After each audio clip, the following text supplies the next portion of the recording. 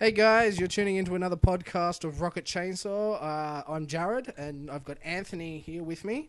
And like much, I think, of the shooter world, we've been obsessively playing the Battlefield 4 beta. I've been playing it on PC. Anthony, you've been playing it on consoles? Dreamcast. On the Yeah. Dreamcast, yeah, Yep. that cutting edge hardware. But you've had the luxury of also playing it on PC. Dice's PCs. Yeah, was Yeah. that at E3? At E3 and recently again in Australia a few weeks ago. So I've seen the latest version and the ancient version. Yes, and the beta only comes with one map, which is Siege of You've Shanghai. Shanghai. Yep. We're both pretty experienced, I think, with the series. We both put an embarrassing amount of hours into Battlefield 3. Over 120 was my last count. That's depressing. I'm probably about the same. So yeah, I think this is the next big sequel. What would you say at the top of your list is the most glaring improvement of Battlefield 4 over Battlefield 3 based on your experience? I think there's not really one small thing you can put it down to. It's just an overall improvement with little things that do make it feel like a fresh game. A lot of people are saying Battlefield 3.5. Yeah. I think a lot of that comes down to the setting as well. Yeah. When you look at Battlefield 2, Battlefield 3, and Battlefield 1942, there's a pretty clear setting difference, like a style. Yep. Whereas Battlefield 4 definitely is towing it closer to Battlefield 3. I wouldn't say it feels like a complete new game, but Yeah, there's enough sure. there to warrant a new game. Yeah, you're right, it's the little things. For me, things like the hit feedback and the accuracy. In Battlefield 3, when you were under suppressing fire, your accuracy would go to complete shit. Whereas here, you don't have that effect. It's only the blur. So I feel when I'm in an entanglement with an enemy, my shots are actually going where I want them to go. Yeah, I also like the, I think it's called the tiered reloading. So Is say that where you... it's like it takes, it identifies how far you are? Yeah, into a so moving say for animation? example, you pull out your magazine, then you switch to Yeah. your pistol, then you switch back to your rifle or whatever, you won't replay the whole animation from the start again. You'll Yeah. just put the new magazine into the chamber. Well, loading like a bolt loading sniper rifle Yeah. or something. It's small. Yeah, It's small if things. you put the magazine in, it will flick back and you'll actually load the round in. Yeah, it's just small things like that that make it a more refined, improved game. Yeah, it feels a bit tighter. It doesn't feel quite as sloppy as Battlefield 3 did. I still really enjoyed Battlefield 3. I think you did as well. I really, as everyone will know, I started out as a Call of Duty person, then migrated over to Battlefield. Yeah. To me, Battlefield 3, the movement in that feels really, really natural. Battlefield 4, I think I'm still finding my way around it. It does seem a little different, and I'm sure I'll get used to it. It just doesn't have that... Do you think that's just a simple the fact that they're different? There's a change there. So Yeah, I'm sure I'll get used to it. It Yeah. doesn't feel it has that smoothness to Battlefield 3, but I'm sure I'll adapt. could be a beta thing as well. Could be, yeah. Crunching out those animations. One thing that I was mentioning to you just earlier that you were saying was a beta thing was in the console versions, if you reload your magazine, you completely disregard that magazine. So say you've got four or a dozen bullets left in that ammo. Yeah. That's gone. You reload, it's gone. That's a real sim-like, Yeah. America's Army armor kind Yeah. of thing. And look, I get it. It's good for. I think it'd be good for hardcore modes, but not your everyday Battlefield. Because I would find myself running out of ammunition really, really fast. Because I'm a serial reloader. As soon as I get out of an encounter, whether I've got 1 bullet or 20 bullets left, I will just automatically reload. I'm exactly the same. If there's an opportunity to reload, I take that opportunity. And it's usually but that as I was opportunity. saying Someone rounds the corner and shoots you Well, in the face. that's usually how it goes. I think I'm clear and I reload, and then I turn a corner and there's like 5 Whoops. guys unloading rounds. into Yeah. me. But as I said to you, on PC, that doesn't appear to exist at all. I think it'd be it's that traditional, just one Yeah. universal ammo. I think it'd be good for hardcore mode, but I can see a lot of players not liking that if it did find its way Yeah. into the final game.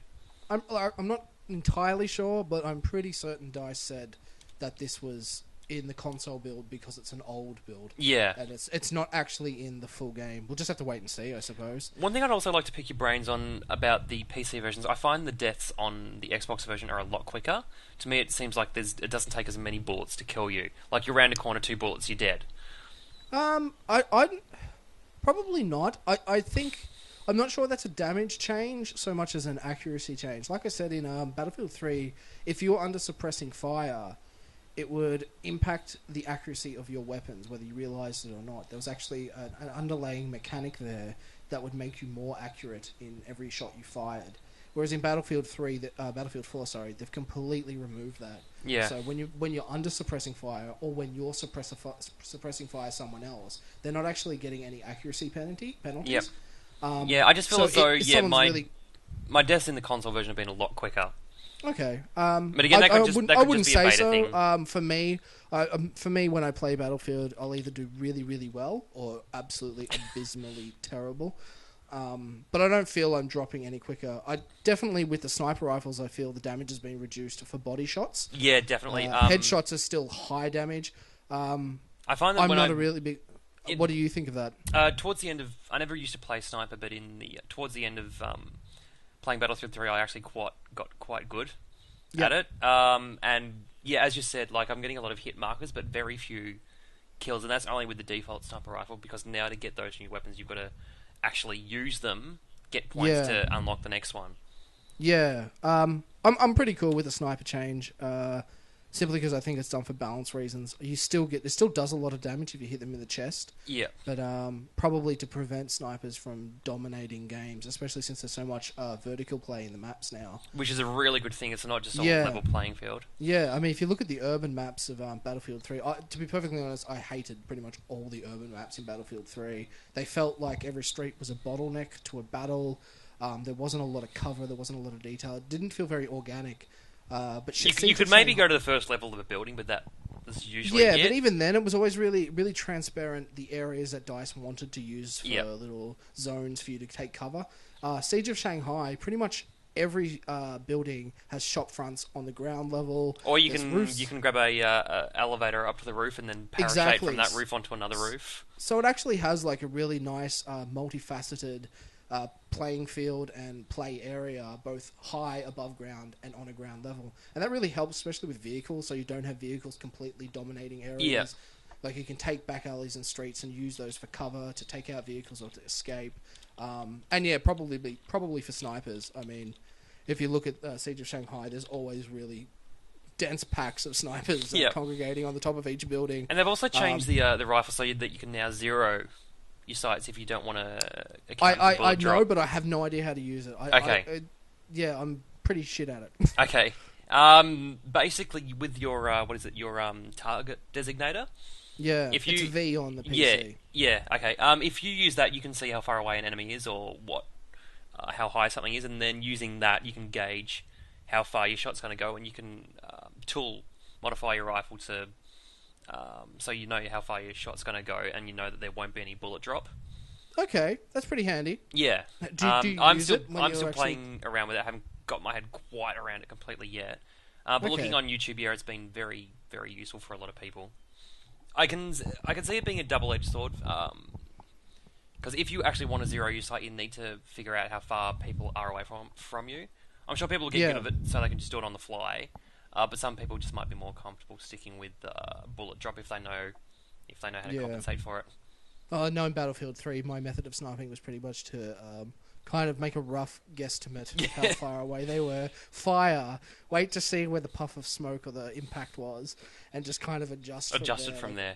Yeah, like an old school trebuchet, just random fire. I was never a very good sniper. I played a lot of canals on Battlefield 3, and there are always snipers camping on the crane. So I got quite good at compensating for bullet drop. Well, you have to if you want to get past them. Yeah, I was always the guy on the ground who was sniping them. Yeah.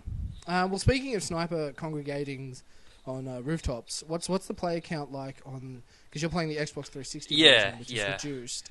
You've actually played the higher end versions. I have played the higher end versions. At E3, I got to play the 64 players with the two commanders. Xbox 360 and PS3 will be limited to 24 players. No commander, unfortunately, either. But the next generation consoles, PlayStation 4 and Xbox One, will have 64 players. Only in Conquest mode, though, so not across the board.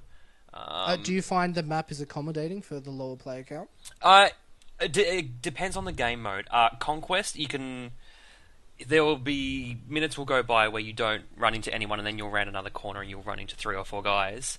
Yeah. On the smaller game modes, what's the new one that they brought in? Obliteration. And there was Domination was the other one. On Domination, because they scale the map down, that's fine.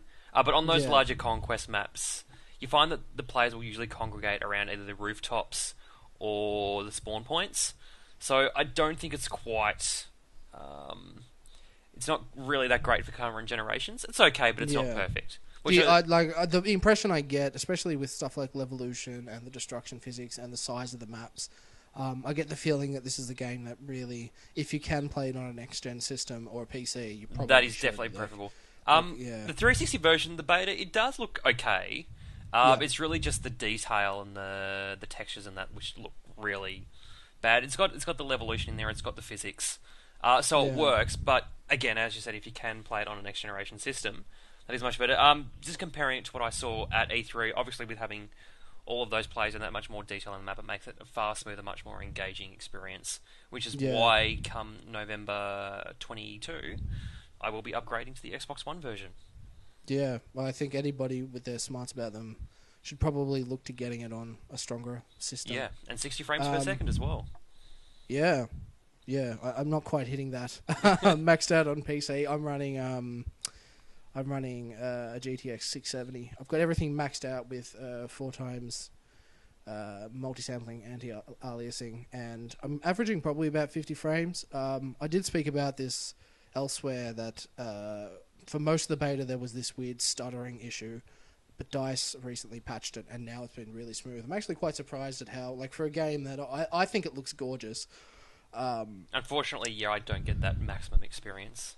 Not yet. Not yet. Like it runs pretty well. From the look of things, DICE focusing on that 60 frames per second maximum player count on the next gen systems is really positive. They want people to have the best experience. Speaking of the Levolution, which is present in all the builds, how are you finding that with the map? Well, in Shanghai, the concept is there's a really tall skyscraper in the middle.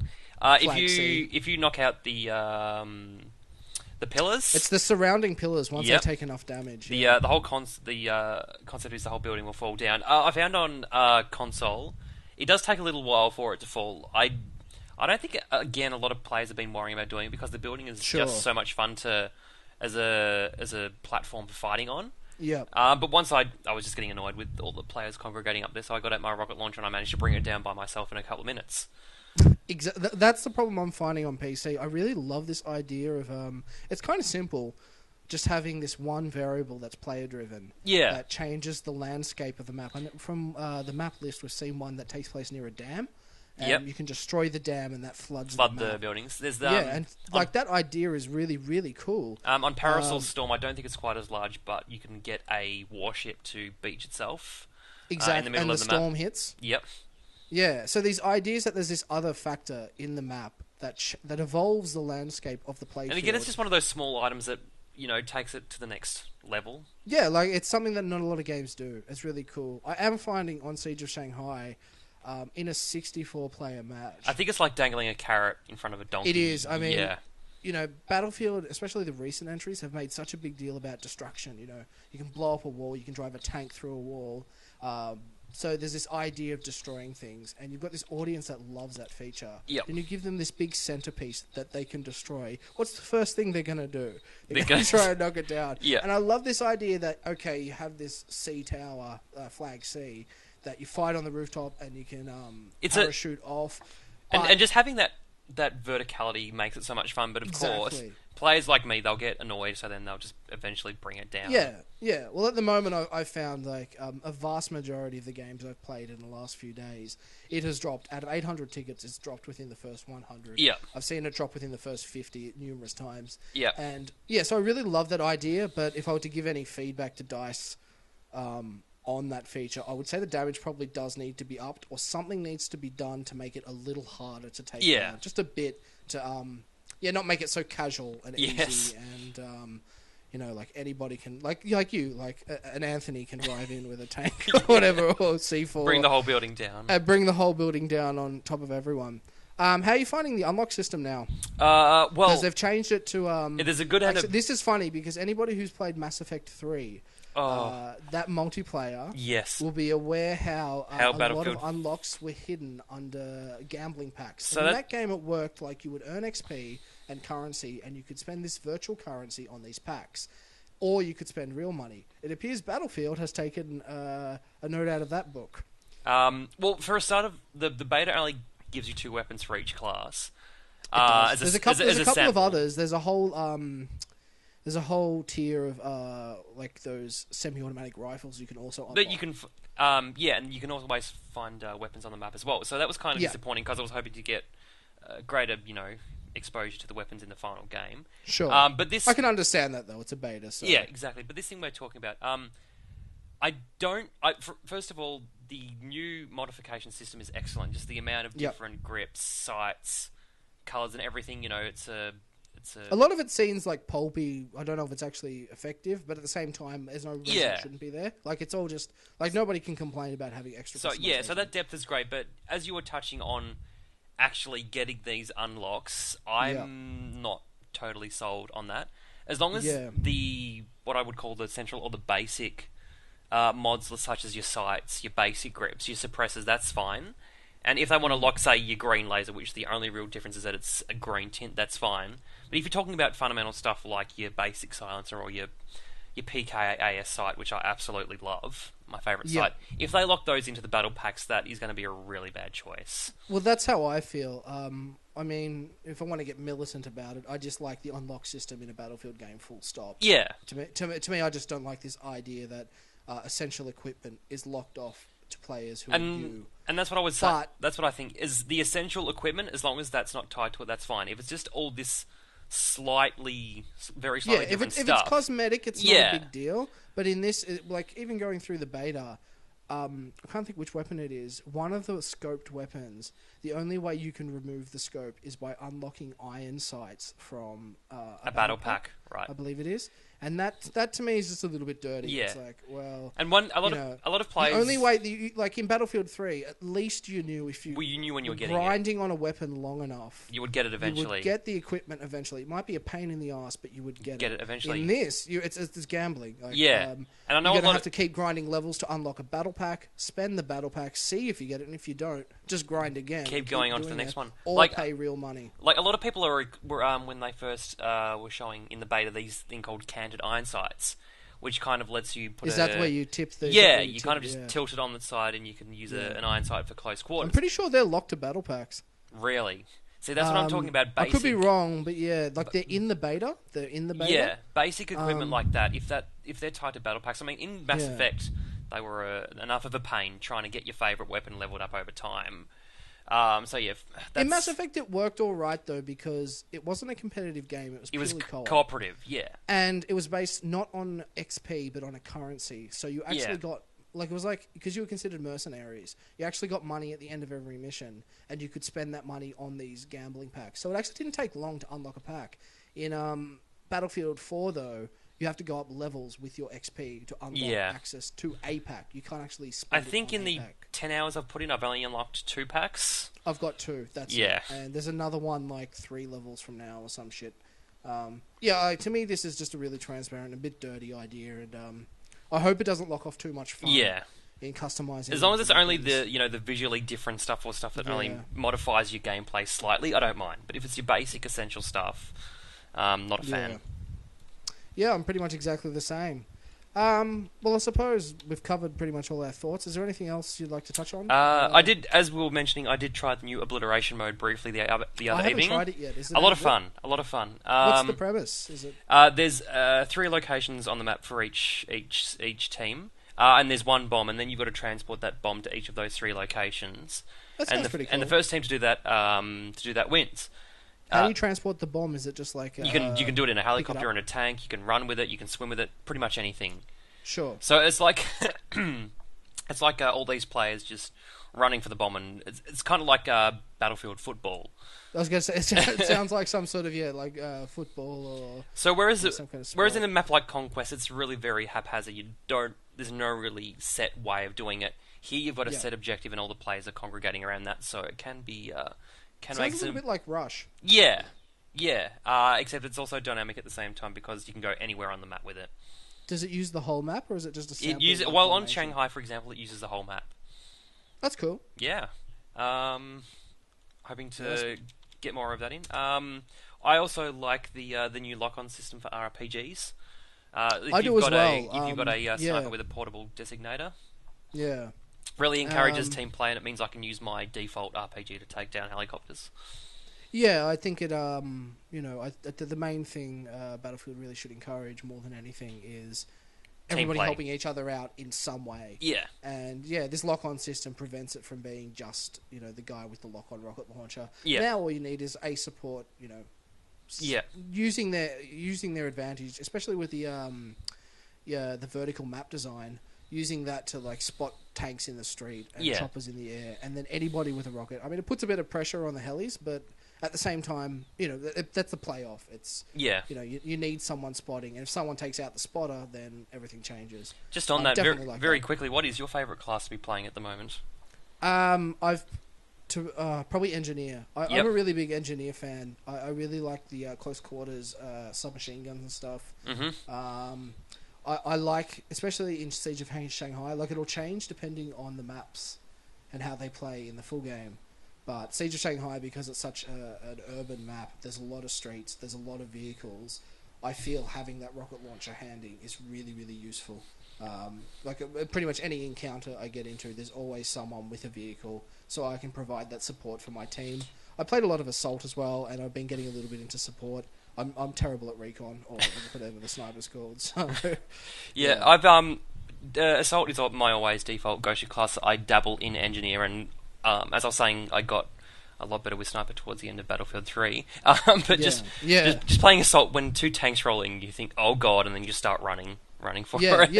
Yeah. Well, I see. I like to actually be able to do something. Yeah. Then even if it's get one rocket in and they get blown to bits by the by the two tanks. I just shoot the tank in frustration, even though I know I'm not doing anything. And there's no damage. There's no damage. There's no point. Yeah. So is there anything that you would say towards the full game that you hope more than anything would be changed, or that you're looking forward to? Really, other than battle packs and the deaths being too quick, which we were speculating could just be the beta. I just really hope that the next generation versions deliver on the new consoles. Yeah. I mean, obviously we know there's 60 frames a second, we know there's 64 player. I just hope they have the visual fidelity. We know that they're never going to be level with computers these days, but they are I think they'll bit still of an look upgrade. really good. From the footage they've shown, I think it looks... I think they have shown footage. Yeah, they have. All of it off screen, though. Yeah, and you listen to reports of people who have played the PS4 version at least, and they've said it looks really good, it runs really smooth, and it's the full 64 players. Yeah. You're still getting it? Are you still getting it on the Xbox before? Oh yeah, I'll try it for 3 weeks and then upgrade to because the Xbox One Battlelog version. carries across. It does. So Yeah, it basically which means is if I handy. do well, then I'll transfer my stats, but if I do crap, I'll start again. I'll be grabbing it on PC at the end of the month. Probably end up getting the premium version as well with all the DLC. I just love don't that the Battlefield 4 Premium, you can buy that now already, even though Battlefield 4 With all the hasn't even- DLC. I think it was like that with Battlefield 3 as well. It's like, put down extra money now. $50. And whatever we give you in the Later future, on. you'll take it and you'll enjoy it. Of course you will. So you're getting it at launch? Launch day. Yep, same as me. I'll Excellent. probably download it through Origin. So you don't feel like getting the Xbox One version later on? I don't think so. I'm quite comfortable playing it on my PC. When Battlefield 5 rolls around and my PC is finally looking incredibly dated, and I'm shitting myself because I can't run anything on low, then we'll talk about me getting it on a next gen system. How will you handle a controller? Terribly. Okay. Is it Valve's controller? Maybe all right. Maybe. Maybe. All right. Well, I think we're both pretty impressed with the beta. There's a few little niggles here and there that we'd like to iron out. But at the same time, it is a beta. Like I said about the performance thing, I mean, I was getting stutter one patch afterwards, and everything was absolutely Do you think that fine. maybe that Battlefield 3 was the beta for Battlefield 4?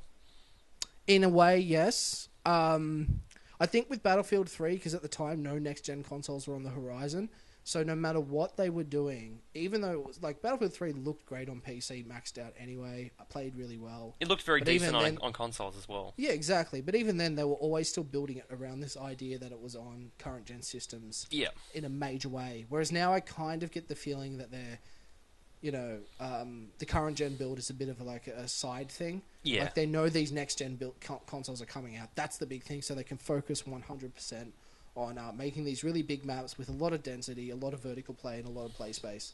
Yeah, it should be good. It will be amazing. Yeah. It will be bloody fantastic, BF. I'm not even going to acknowledge that. Well, thanks for the thoughts. If anybody else out there is playing Battlefield 4, give us your opinions on how it's shaping up for you in the comments. Otherwise, hit up www.rocketchainsaw.com.au for any more news, reviews, and probably a review of Battlefield 4 in the very near future. Maybe between me and Anthony. Maybe. See ya. Bye.